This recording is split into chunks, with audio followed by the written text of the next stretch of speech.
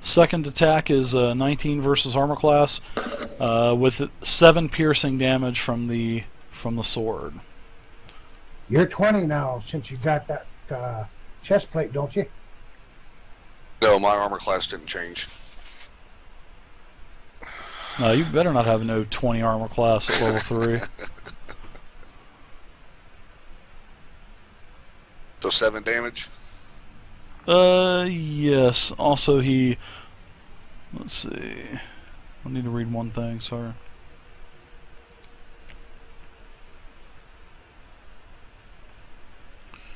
Alright, so also he does some type of rallying cry to, have his other companions join into the attack. You can hear them all starting to cheer, and it seems like they're now inspired by something.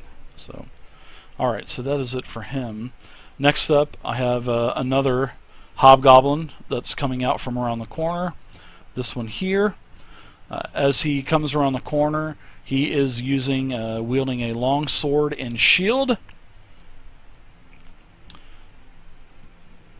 1, 2, 3, 4, 5. Okay, and swings towards the ranger. Going to try to get you pinned in there using a long sword. I get an opportunity hit, don't I? No, you don't, Gim. The only time that you were ever going to get an attack of opportunity in 5th edition, is if he goes more than 5 feet away from me. Yes, sir. I can run circles around you all day long like this, Yeah, but as he approached. Not unless you have a feat that allows you to. And that was taken from me from 4. Yep. Things are different, quite different in 5th edition. It speeds it up. It gets rid of all of the reactions and whatnot. So, all right. So let's go ahead and do this. The attack, on you. Longsword is a 12 versus armor class, probably a miss. And we go on to the next one. All right. Hobgoblin comes from around the corner. Has a longbow, lowers it, and shoots it at the door and fires at Gimligrim.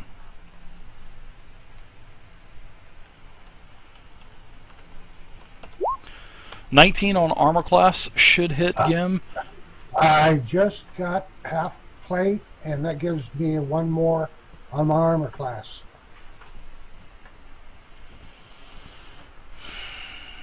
Hold on. Let me see here again. Did you change your sheet and all? Yeah. Half plate is 15 plus your maximum dexterity modifier of 2. So you don't have a dexterity modifier. So that would be 15. Let's see. How are you getting to 20 there, Gim? It was 1 more than I had before.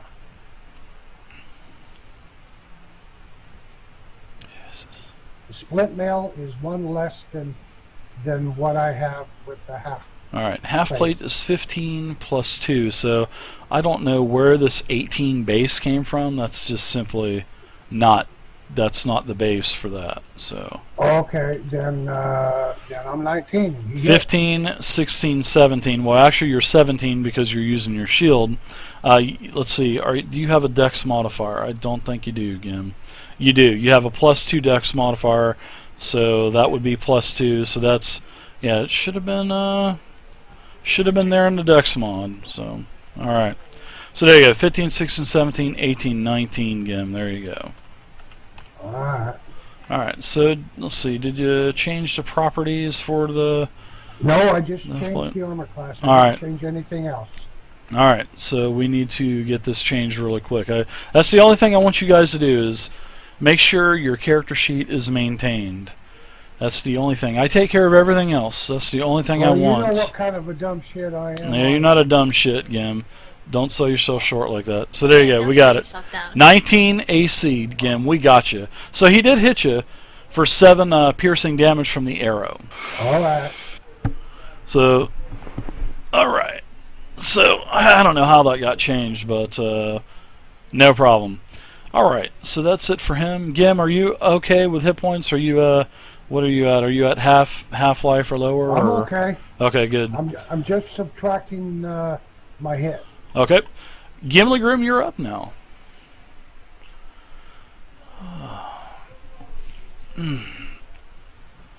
Ugh.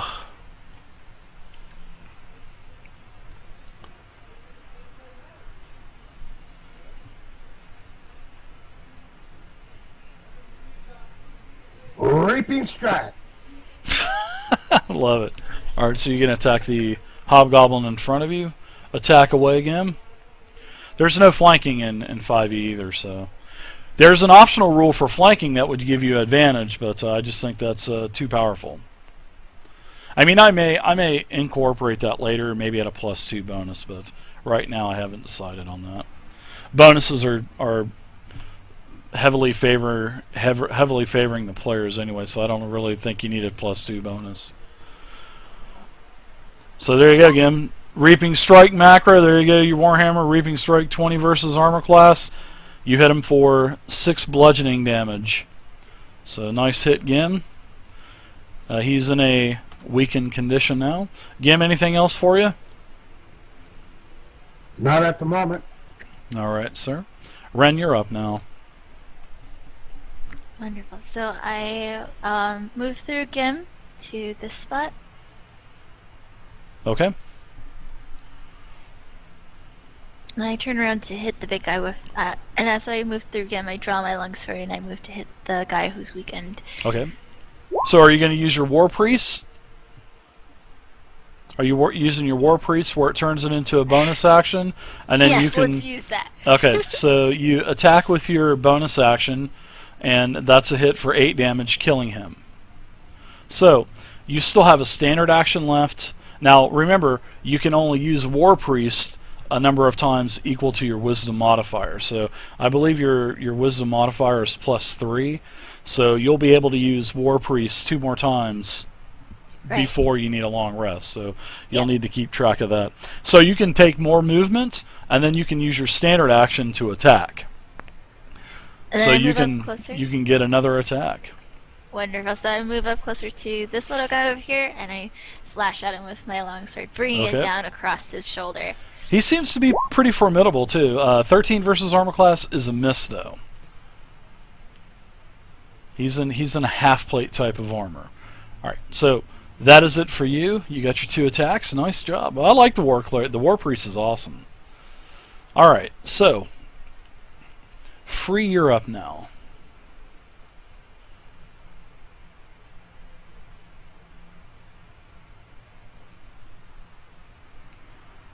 Okay, I'll move into the room, hoping that I'll be able to get an angle on one in the corner. Even though I have a 1d4 additional to hoping hit. take him down, I'll start conjuring a flame in my hand and attack him with Eldritch Storm. And which one are you going to attack? This guy here on the left?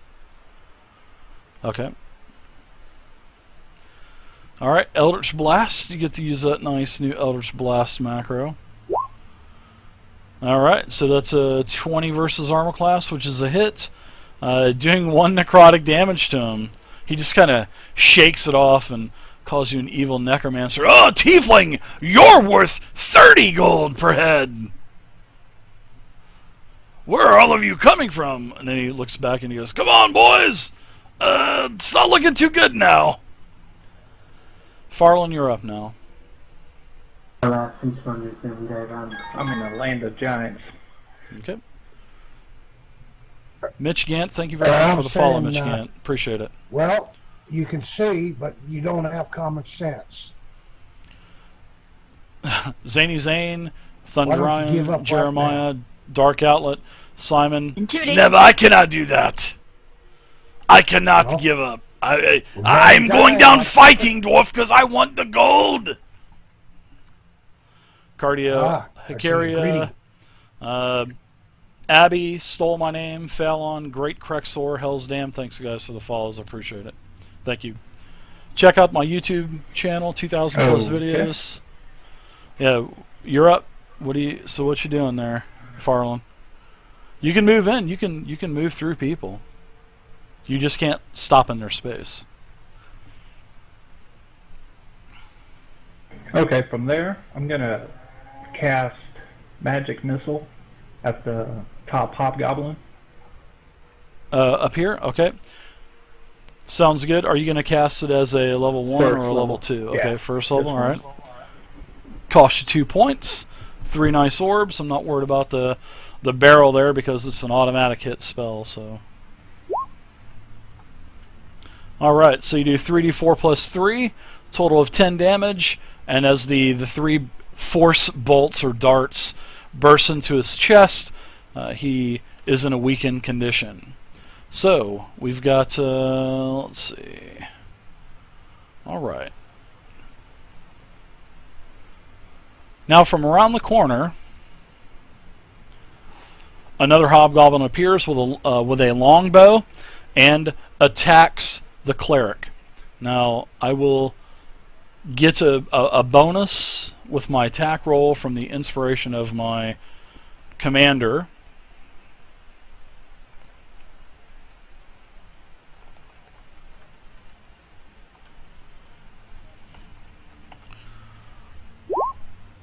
And my attack is a 13 versus armor class on you.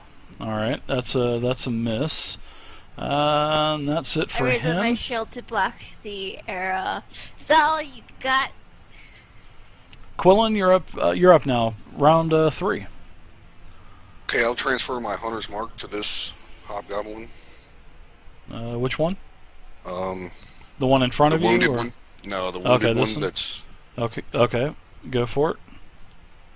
And I will fire an arrow at him. Okay. You fire away. You have an enemy in your face, so that is a crit fumble. Unfortunately, because when you have someone in your face, you attack at disadvantage with a ranged attack anyway. Ranged attack or a spell, so that is it. I'm going to go ahead and actually make you take a spin on the wheel. Welcome to the game, Quillen. You get a Wheel of Misfortune roll. First blood, big guy.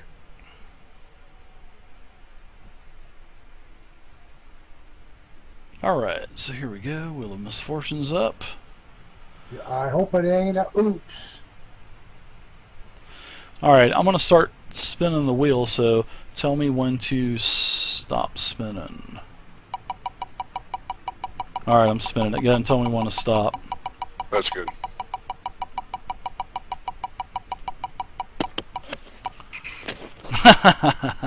One of my favorites. Eek! As combat's going on, hobgoblins are all around, your companions are all around. Some random fluid, eek! Some random fluid gets into your eye, and all enemies to you gain 3/4 cover until the end of your next turn. So That's the your one I next was worried attack about. it will have 3/4 cover. So they'll have I believe, +5 to all their armor classes because you are trying to vigorously and feverishly get this random fluid that's just irked into your eyeball, probably from a goblin or one of your companions or blood or something. Can we go over that rule real quick about? Sure. Okay, if you're doing a ranged attack, or if you're doing a ranged spell attack, then if you have a creature that is within your 5-foot reach, which is this goblin here, you have disadvantage on the attack roll, no matter if you're attacking him or any other target. Okay. Usually. I thought it was just that creature. No, in any other editions, you would take an attack of opportunity, but instead of taking the attack of opportunity now, the penalty, instead of getting the hit on you, is just disadvantage on your roll, because they're trying to push advantage and disadvantages as much. So, but yeah, that's pretty much it. And that's Understood. no problem, man. Ranged attacks and also spell attacks. So, all right. Alright, so Quillen, you've got a strange fluid in your eye, probably blood or something from one of the goblins that was just killed. And we'll put the basically it's going to give 3/4 cover on anything you attack next round. So, all right. So now the captain is up, and he is going to he's going to continue attacking Quillen, and he's trying to get his other counterparts to come up and try to help along also. All right. So his attack is.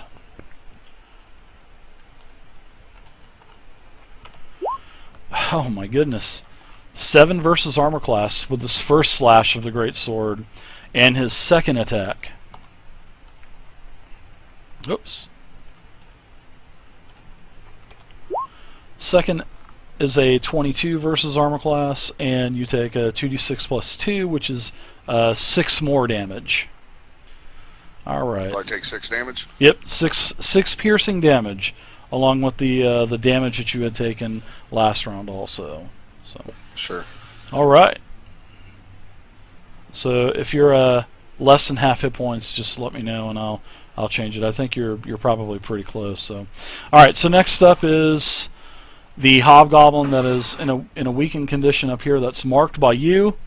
He does have he's using his bow, and he will fire an arrow. He's going to fire at the cleric.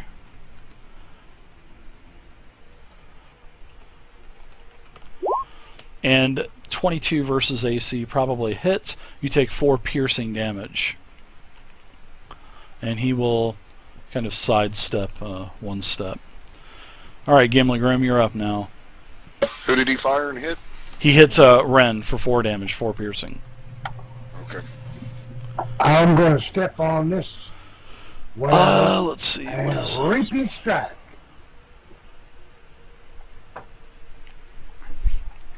Alright. Attack away, Mr. Gimli Grim.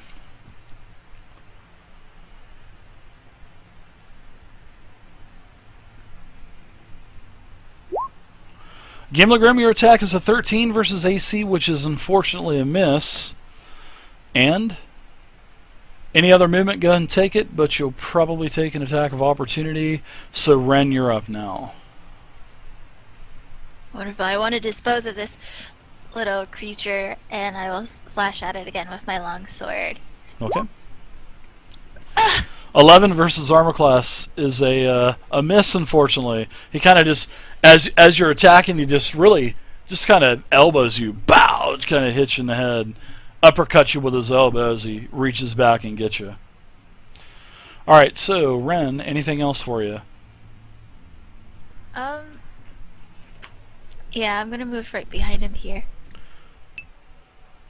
Okay, Free, you're up. That's what we do on Wednesday, bro. Gonna step out of the barrels and seeing that the one is injured, I'll start forming all the mess and soot and everything on the floor into a skeletal hand and attacking with chill touch. Okay.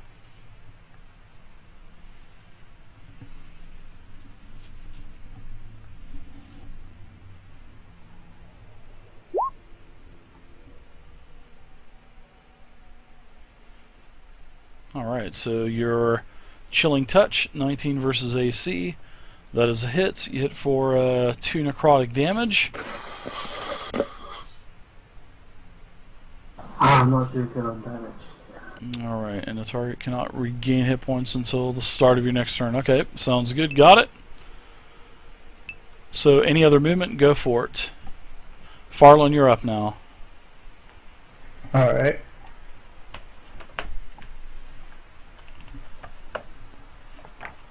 Gonna move there, and I'm gonna cast Color Spray. Whoa, did Free just move? Or Crasher? He used the rest of his movement, yeah. I usually allow people to, at the end of their turn, before, as you guys are starting to make the next move, he usually just moves, so. Yeah. But yeah, go for it. Well, that changes a little bit. I'm gonna cast Magic Missile again at the bloodied one. Okay.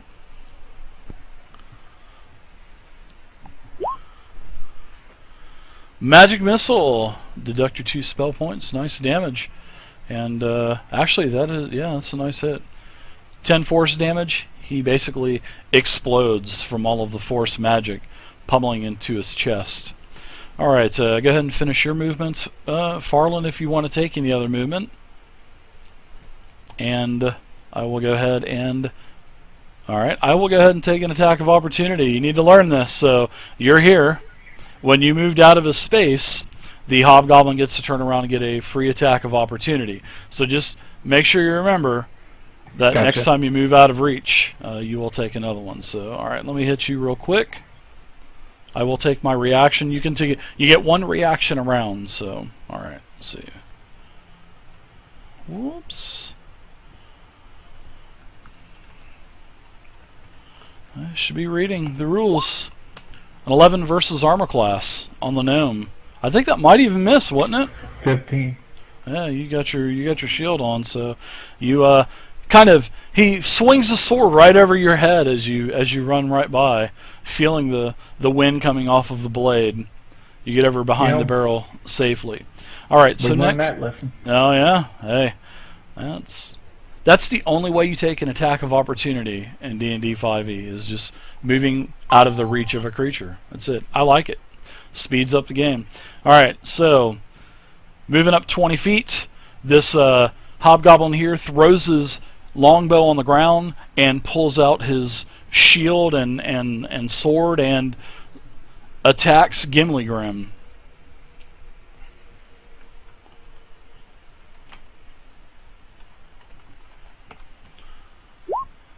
Gimli-Grim, you are hit with a 23 versus armor class, and I will also take my martial advantage and get an additional 2d6 damage because I have an ally within 5 feet of me.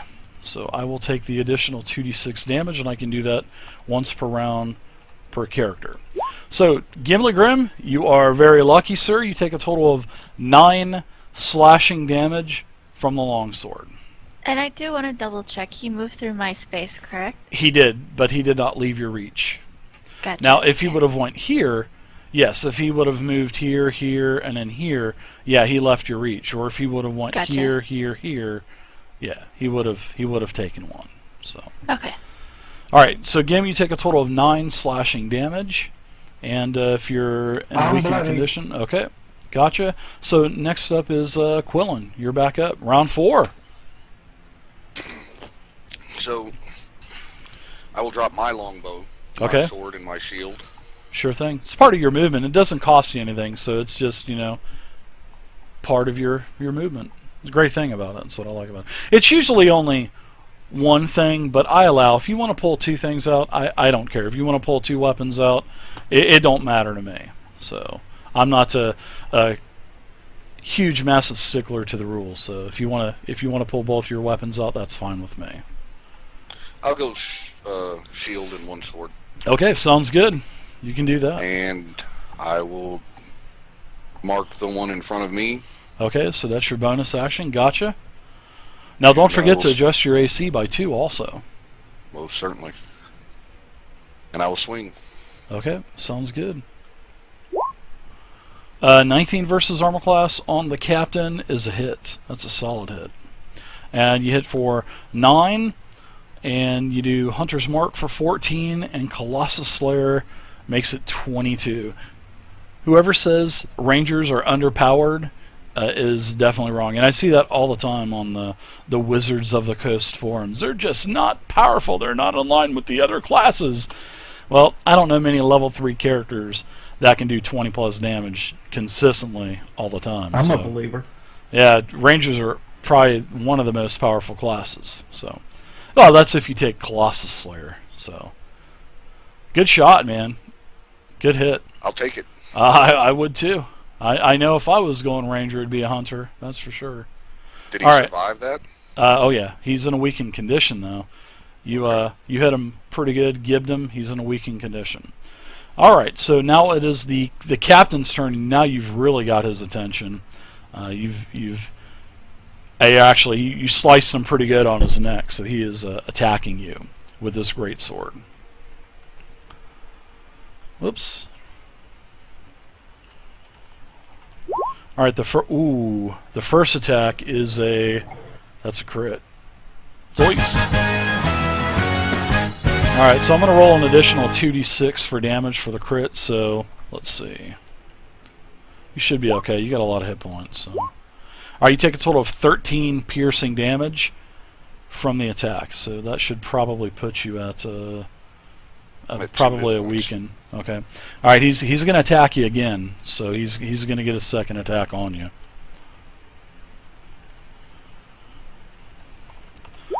And his next attack is a 24, hitting you for 6 more, basically rendering you unconscious. You're not dead. There's no negatives in 5e, so you just go to 0 hit points. You'll go to death saving throws, and I'll explain that once we get back to you. So, alright, so you no longer have this. The mark fades off of the creature. Alright, so then he snarls and he says, "You're next, dwarf!" And next, Gimli Grim, you are up. As you see the new ranger of the party, just he folds like a lawn chair, man. Two vicious hits from the captain. You hear bones crunching. If I'm correct, I can use second wind. You can use second wind as a bonus action. You sure can. Yep. And you have it. So that you go ahead and roll a 1d10 plus 3 because it's 1d10 plus your fighter level.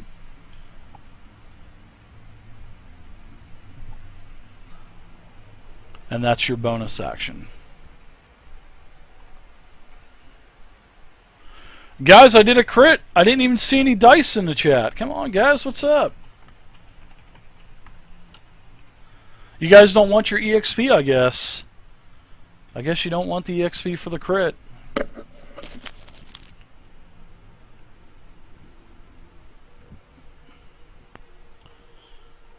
Give him at the very yeah, there you go. 8 plus 3, there you go. I'll also make I'll make a macro for you, Gim, on that. So you get back 11 hit points, which probably should take you back over bloodied, probably. All right, so that's your bonus action. You still have movement and an action, so go for it. I didn't even give you the additional. I could have took the phalanx soldier damage on the captain. I didn't do that. I didn't want to kill you outright on that hit, Quillen. I was like, oh my goodness. Yeah, that's a phalanx soldier's pretty ridiculous. Oh, no problem, Ryan. There you go. You guys got it. Oh, look at Gim. Gim retaliates. Very nice hit, man. You hit for a total of 15. Whoa. What is this? This again. So you hit for a total of 15 bludgeoning damage with your hammer, Gim. And he is in very bad condition. As you smashed your hammer up against his head, his helm flies off. You can see that there's a massive hole in his head now, and he's just kind of staggering there. It looks like now you've got you've got his attention now as he's trying to shake the cobwebs. So Ren, you're up now. As I see Quillen crumple, I use my War Priest bonus, and I attack with my longsword against his bare head, at the captain's bare head. Okay. 20 versus armor class is a hit, and on your hit, you just see his whole head concave in as your longsword just basically slashes into the wound, and brain and blood and guts and piss and shit comes out of his head, and he falls over dead. Wonderful. Trying to hype it up. Hyping up to death. Alright, so you still have a bonus action, which you could cast Healing Word on your ranger if you'd like. Or you could, take some movement and take an attack of opportunity if you want to run up towards free. It don't matter to me, because I still got a reaction left on that guy, and I'd like to use it. I know, it's a hard bargain. Actually, I was going to cast a healing word on our fallen friend. So, Okay, so there you go. And whatever spell level that you'd like.